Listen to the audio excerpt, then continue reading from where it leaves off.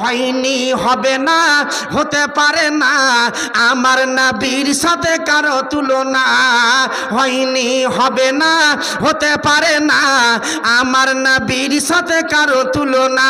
আরে তুলনা তো দূরের কথা, আরে তুলনা তো দূরের কথা, ছায়াও মিলে না।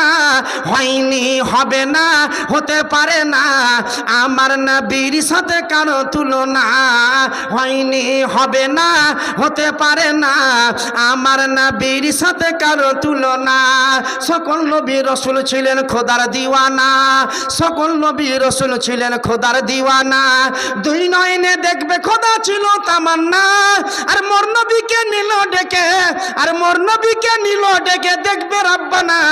হয়নি, হবে না, হতে পারে না আমার নবীর সাথে কারো তুলনা। হয়নি, হবে না, হতে পারে না আমার নবীর সাথে কারো তুলনা। ইসবকে দেখে যারা আঙুল কেটেছে, ইসবকে দেখে যারা আঙুল কেটেছে, তারা কি আমার নবীর রূপ দেখেছে? আর দেখতো যদি কেটে দিত, আর দেখতো যদি কেটে দিত কলিজাখানা।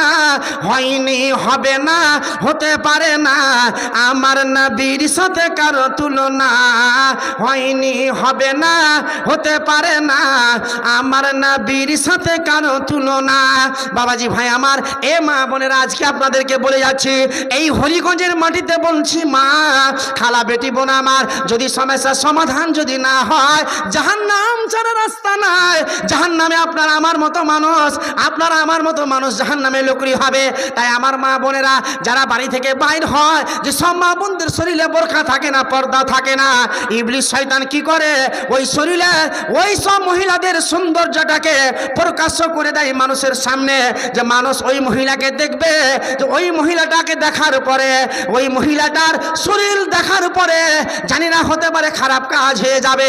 আমার বিশ্বনবী জনাবে মুহাম্মদুর রাসূলুল্লাহ বলুন সাল্লাল্লাহু আলাইহি সাল্লাম, নবী বললেন, খবরদার তোমরা ওই মেয়েদের নিকট যাবে না।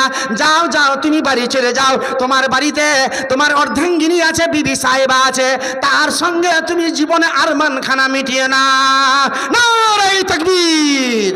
তাই আজকে অপরাধ এবং দোষী কে এমন অপরাধ করলো? আমার মা বোনেরা, আজকে আয়েশা হতে চান আপনি, খাদিজা হতে চান, আজকে ফাতেমা হতে চান আপনি? আমার মা বোনদের ক্যারেক্টারটা দেখেন, আমার মা বোনদের চরিত্রটা দেখেন। দুঃখ নিবেন না মা, খালা, বেটি, বোনেরা, কারণ আজ আপনাদের ফিতনা সেই আপনারাকে বলা হচ্ছে এই জন্য বারবার, যে সব মা বোনদের জন্য আজকে যুবক সমাজ খারাপ হয়ে যাচ্ছে। আমি বলবো ছেলে এবং মেয়ে উভয় পক্ষে, ছেলেরাও দোষী, কারণ যেসব ছেলের বাড়ির গার্জেন রয়েছে, আপনি অনুরোধ করছে আপনাকে আজকে ইসলাহি জালসায়, এই তাবলিগি জালসার মাটিতে, আজকে হরিগঞ্জের মাটিতে এলান আপনার, আমি বলে যাচ্ছি, আপনার ছেলে দায়িত্ব, আপনি ছেলে দায়িত্বকে নিভিয়ে দেন, দায়িত্বকে পূর্ণ করে দেন, নাহলে পাপ আপনার উপরে লোড হবে, আপনার উপরে গুনাহ লোড হবে। আপনার মালিক, আপনি বাড়ির মালিক গার্জেন রয়েছেন, তাই আপনার মেয়ে আজকে বালিকা হয়ে গেছে, মেয়ের বিয়ে আপনাকে দিতে হবে, পাপ আপনার উপরে লোড হবে। আপনি মনে মনে ভাবিয়েন না মেয়ের বিয়ে দিব না, আমি মেয়ের বিয়ে তৈরি দিব, আজকে তৈরি করব না, খবরদার এই কাজটা করবেন না। তাই আপনাদের সকলকে বলে যাচ্ছি, বাবাজি ভাই আমার, বেঁচে থাকা অবস্থায় সমস্যার সমাধান করে যাবেন, না হলে মরার পর আপনার রাস্তা ভালো হবে না, মরার পর স্থান ভালো হবে না। তাই আমি হাদিস পড়েছিলাম, হাদিসের বর্ণনাকারী হলো আন ইবনে আব্বাস আন নবী সাল্লাল্লাহু আলাইহি সাল্লাম ক্বালা ইত্তালাতু ফিল জান্নাতে ফারাইতু আকসার আহলিহাল ফুকারা। বিশ্বনবী বললেন, আমি জান্নাতের দিকে তাকালাম, জান্নাতে নজর করলাম, জান্নাতের দিকে দেখলাম, জান্নাতে আমি তাকিয়ে দেখলাম, জান্নাতে কারা পড়ে আছে, জান্নাতে কোন সব লোক পড়ে আছে। আমার বিশ্বনবী জনাবে মুহাম্মদুর রাসূলুল্লাহ বলুন সাল্লাল্লাহু আলাইহি সাল্লাম, নবী বলছেন, আমি জান্নাতের দিকে দেখলাম, জান্নাতে অধিকাংশ জান্নাতে গরিব মানুষ পড়ে আছে। কারণ নবী বলছেন, আমি দরিদ্র মানুষকে দেখলাম, আমি অসহায় মানুষকে দেখলাম, জান্নাতের ভিতরে গরিব মানুষ জান্নাতে পড়ে আছে। আমার নবী বলছেন, ফারাইতু আকসার আহলিহান নিসা, আমি জাহান্নামের দিকে দেখলাম, জাহান্নামে নজর করলাম, জাহান্নামে অধিকাংশ মেয়েরা পড়ে আছে। মা বোনদের কারণটা হলো কেন তারা জাহান্নামে চলে যায়। আমার মা, খালা, বেটি, বোনেরা শুনুন, এই জন্য জাহান্নাম আমার মা বোনেরা শুকরিয়া আদা করে না, মা বোনেরা বেপরদা চলে। আমার আমার মা বোনেরা আজকে স্বামীর কথা শুনে না, স্বামীকে অমান্য করে দেয়, স্বামীকে খাট্টা নজরে দেখে, স্বামীকে ভালোবাসা জীবনে এরকম মা বোন আছে স্বামীকে ভালোবাসা দিতে পারেনি। কারণ আমার মা বোনেরা বেশিরভাগ তারা স্বামীর না শুকরিয়া করে, এক অপরের কথাকে চালিয়ে দেয়। তাই নবীজি বলছে আমি অধিকাংশ মহিলাকে দেখলাম যে জাহান্নামে মেয়েরা পড়ে আছে। কারণ মা বোন আমার এই দুনিয়ার মাটিতে বেঁচে আছেন। আপনাকে আগেই বলেছি আমি, একটু চিন্তা ভাবনা করে দেখবেন, আপনি যদি ওই মতো নারী হন, আল্লাহ রসুলের স্ত্রী হয়তো খাদিজাতুল কুবরা রাদিয়াল্লাহু তাআলা আনহা কি ছিলেন? আল্লাহ রসুলের স্ত্রী। প্রথম স্ত্রীর নাম কি জানেন?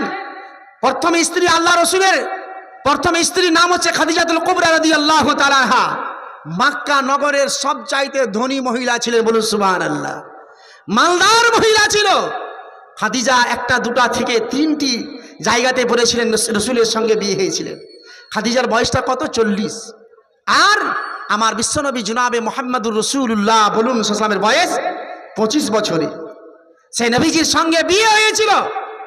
আল্লাহ রসুল ইসলাম যিনি 40 বছর নমাজ পড়ার পরে আল্লাহু আকবার আমার বিশ্বনবী জনাবে মুহাম্মদুর রাসূলুল্লাহ সাল্লামের সঙ্গে খাদিজার বিয়ে হওয়াটা, মক্কা নগরের সবচাইতে ধনী মালদার মহিলা খাদিজাকে অনেক পয়গাম দিয়েছিল, খাদিজা ইনকার করেছিলেন। নবীকে স্বয়ং তিনি প্রস্তাব দিয়েছিলেন, বলুন আমার বিশ্বনবী জনাবে মুহাম্মদুর রাসূলুল্লাহ বলুন সাল্লাম তিনি গ্রহণ করেছিলেন, কবুল করেছিলেন। বিশ্বনবীজি আল্লাহর কাছে দোয়া করেছে, আল্লাহ আজকে আমার খাদিজা আমার প্রথম স্ত্রী, যে খাদিজার পেট থেকে আমার বিশ্বনবীজি বলছেন খাদিজার পেট থেকে 4টি সন্তান, 4টি মেয়ে, 3টি সন্তান, 2টি সন্তান এসেছিল খাদিজার পেট থেকে। একটা মারিয়া বলে আল্লাহ রসুলের স্ত্রী, সেই তার সন্তান একটা এসেছিল। আমার মা বোনেরা, বাবাজি, ভাইরা, হয়তো খাদিজাতুল কুবরা রাদিয়াল্লাহু তাআলা আনহা সেই বিশ্ব নবীর কলিজার টুকরা যখন দুনিয়া ছেড়ে চলে যায়, মক্কার লোকেরা নবীকে তানা মারত, নবীকে টিটকারি মারত। আল্লাহ রসুলের আর এরকম কোনো ছেলে নাই যে ইসলাম প্রচার বা এরকম খাঁটি আজকে দাঁড়িয়ে থাকবে, এরকম মানুষ আল্লাহ রসুলের কাছে নাই। আল্লাহ রসুল তিনি তার মনে দুঃখ আসত, মক্কার লোকেরা তানা মারত, কার্পেট থেকে খাদিজাতুল কুবরা আমার বিশ্বনবী জনাবে মুহাম্মদুর রাসূলুল্লাহ বলুন সাল্লাল্লাহু আলাইহি সাল্লামের কলিজার টুকরা 4টি মেয়ে, একটা মেয়ে ফাতেমা যে হযরত আলী রাদিয়াল্লাহু তাআলার সঙ্গে বিয়ে হয়েছিল। হায়রে খাদিজা নবীজিকে এত ভালোবাসা দিয়েছেন, আল্লাহ রাসূল জীবনে তিনি খাদিজাকে ভুলতে পারেননি। বিশ্বনবী ইসলাম প্রচার করতে যেতেন, রাত্রি হয়ে যেত, খাদিজা দরজার কাছে আল্লাহ রাসূলের জন্য ইন্তজার করতেন। আমার বাড়িতে কখন নবীজি আসবেন? বিশ্বনবী দরজায় যখন ঠক ঠক করে ডাক দিতেন, খাদিজাতুল কুবরা রাদিয়াল্লাহু তাআলা আনহা তিনি দরজা খুলে ফেলতেন। আমার বিশ্বনবী বলছেন, হে খাদিজা রাত্রি অনেক হয়ে গেছে, কেন তুমি ঘুম যাওনি? খাদিজাতুল কুবরা রাদিয়াল্লাহু তাআলা আনহা বলছেন, ওগো আল্লাহর নবী, আপনি যখন ইসলাম প্রচার করতে যান আল্লাহ রাসূল আমি ঘুম যাই না, আমার নবীজি কখন বাড়িতে আসবে আমি তাই আপনার জন্য ইন্তজার করি, আমি তাই আপনার দরজায় আমি দাঁড়িয়ে থাকি কখন নবী ঘরে আসবে। আমার মা খালা